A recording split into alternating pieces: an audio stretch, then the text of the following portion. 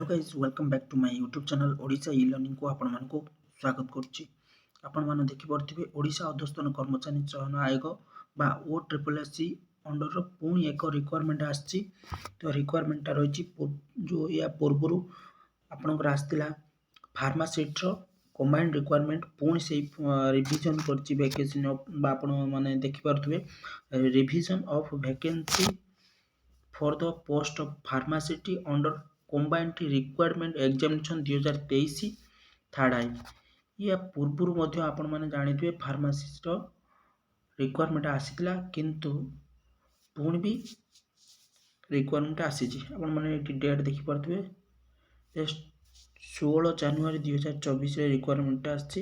ये रिक्वायरमेंट काहे आछि ना जते बेले हमको 1002 वैकेंसी एडवर्टाइजमेंट रिलीज हेतिला तो सेते बेले किसी रिक्वायरमेंट निया हेतिला किंतु कोनोसी कारण किसी रिजेक्ट हेई ता पारु किबा कोनोसी असुविधा जोगु तार 1002 फुलफिल हेई पारि नथिला। तेणु करी आउरी थरे एडी आपण माने देखि पारथिबे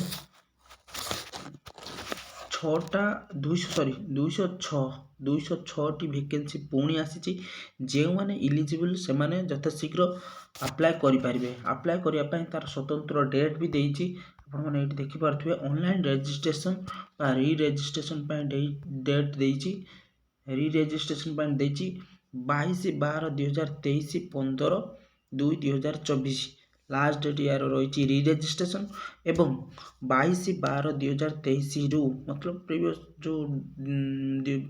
2023 जो गला रु 20 फेब्रुआरी 2024 रो लास्ट सबमिशन में सबमिट करेंगे। प्रथम री रजिस्ट्रेशन 15 फेब्रुआरी 15 तारीख सुधा कंप्लीट करदे। जदि आपन कोनो मिस्टेक कि कोनो सर्टिफिकेट रो प्रॉब्लम थिबो तले आपन परे अपडेट करी 20/2/2024 तारीख रे आपन सबमिट करेंगे। तो यह थिला आज रो अपडेट।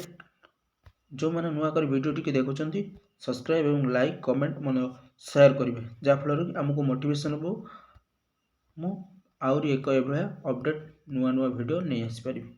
जय जगन्नाथ, जय हिंद।